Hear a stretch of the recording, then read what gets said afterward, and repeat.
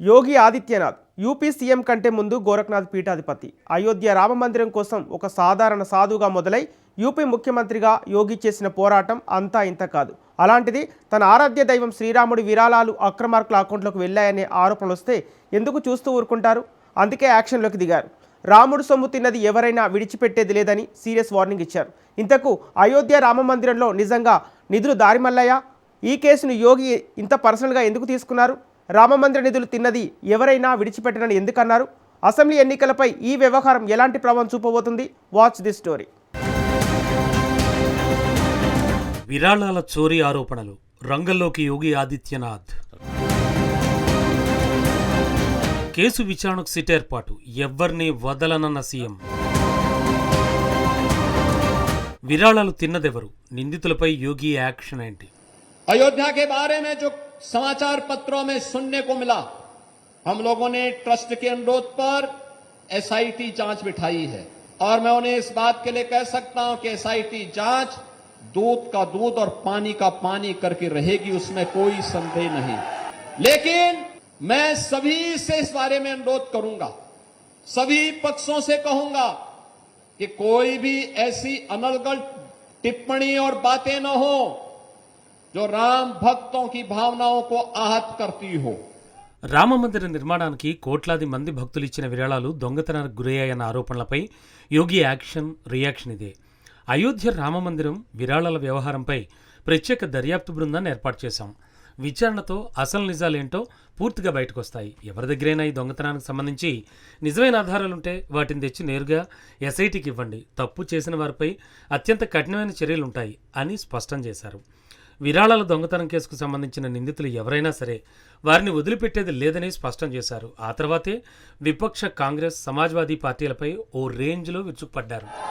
श्रीराम के अस्तित्व पर प्रश्न खड़ा कर रही थी कांग्रेस, आज वो मचलती हुई दिखाई दे रही है। और समाजवादी पार्टी देखो तो इनका दोहरे चरित्र को, कहती राम भक्तों का अपमान हुआ, राम भक्तों पर, कार सेवकों पर गोली चलाने और जय श्री राम बोलने पर लाठी भांजने वाले लोग आज उपदेश देने चले हैं।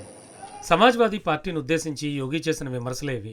నాడు రామభక్తులపై తుపాకీ గుళ్లు కురిపించిన వారు, జై శ్రీరామ్ అంటే లాఠీలతో కొట్టించిన వారు, కోర్టుల్లో ప్రభు శ్రీరాముడికి వ్యతిరేకంగా కేసులు వేసిన వారు ఇవాళ మనకు నీతులు, ఉపదేశాలు చెబుతున్నారని మండిపడ్డారు. వారి అసలు నిజం ప్రజలందరికీ తెలుసన్నారు. దాదాపు 500 ఏళ్ల సుదీర్ఘ పోరాటం, ఎందరో భక్తుల త్యాగాల తర్వాత అయోధ్యలో భవ్య మందిరం సాకారమైందని యోగి గుర్తు చేశారు. కేవలం రాజకీయ ప్రయోజనాల కోసం బురద జల్లే ఉద్దేశంతో అయోధ్య పవిత్రతను, నమ్మకాన్ని దెబ్బతీసేలా ఎవరు దుష్ప్రచారం చేయవద్దని హెచ్చరించారాయన. విపక్షాల ఆరోపణలు కేవలం అయోధ్య పవిత్రతను దెబ్బతీసే ప్రయత్నాలేని కొట్టిపారేశారు. యోగి మాటలు చెప్పడానికి కారణం సమాజ్వాదీ అధినేత అఖిలేష్ యాదవ్ వైఖరి.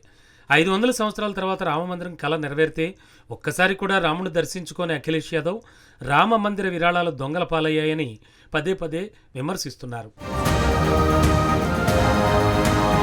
జూన్ మొదటి వారంలో అఖిలేష్ యాదవ్ చేసిన సంచలన ట్వీటే ఇది.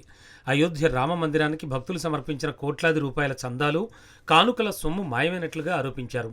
ఇది ప్రపంచవ్యాప్తంగా ఉన్న రాముడి భక్తులకు అత్యంత సున్నితమైన, బాధాకరమైన వార్తని పేర్కొన్నారు.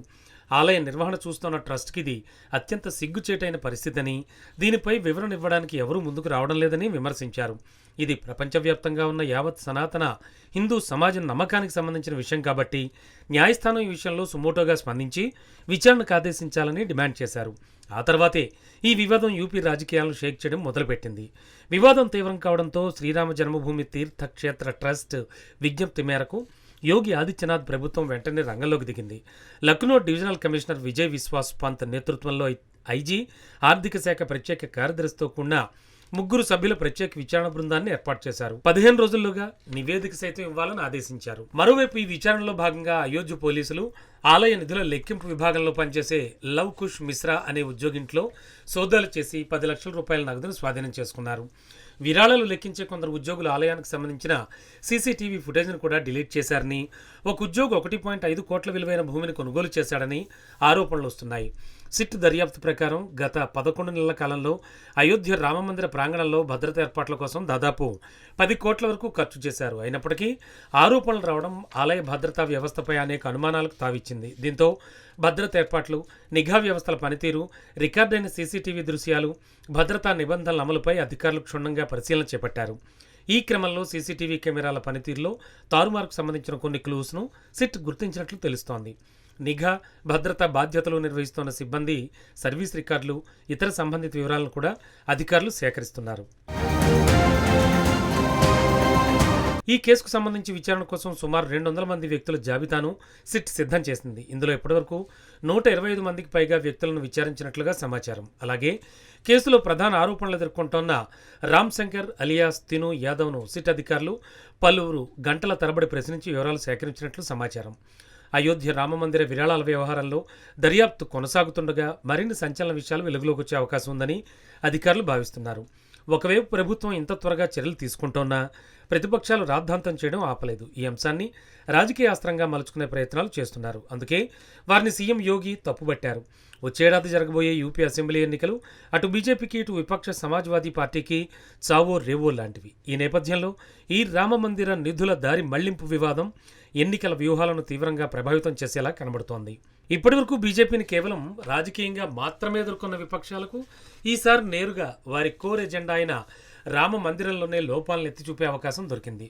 భక్తుల సెంటిమెంట్ను దెబ్బతీస్తూ దేవుడి సొమ్మును కూడా దోచుకుంటున్నారు అనే ప్రచారాన్ని విపక్షాలు గ్రామ గ్రామానికి తీసుకెళ్లే ప్రమాదం ఉంది. బీజేపీకి పెట్టని కోటగా ఉన్న సాంప్రదాయ హిందూ ఓటర్లలో ముఖ్యంగా సాధారణ భక్తుల్లో ఈ వార్త ఒక రకమైన అసంతృప్తిని, అనుమానాన్ని కలిగిస్తుంది. దీన్ని క్యాష్ చేసుకోవడానికి అఖిలేష్ యాదవ్ గట్టిగా ప్రయత్నిస్తున్నారు. ఇటు సీఎం యోగి ఆదిత్యనాథ్ అవినీతిపై జీరో టాలరెన్స్ ఇమేజ్ను బిల్డ్ చేసుకున్నారు. అందుకే ఆలయ ట్రస్ట్ డిఫెన్స్లో పడకముందే ఆయనే స్వయంగా సిట్ వేసి నిందితులను జైలుకు పంపడం ద్వారా తప్పు ఎవరు చేసినా తమ ప్రభుత్వం శిక్షిస్తుందని ప్రజలకు నమ్మకం కలిగించాలి అనుకుంటున్నారు. 2027 ఎన్నికల ప్రచారం ఊపందుకునే లోపే దొంగతనం ఎపిసోడ్లో అసలు నిజాన్ని బయటపెట్టడం ద్వారా విపక్షాల నోళ్లు మూయించాలని యోగి భావిస్తున్నారు. సో అయోధ్య రామ మందిర విరాళాల వివాదంలో అసలు సిసలు పొలిటికల్ యాక్షన్ ముందే ఉంది.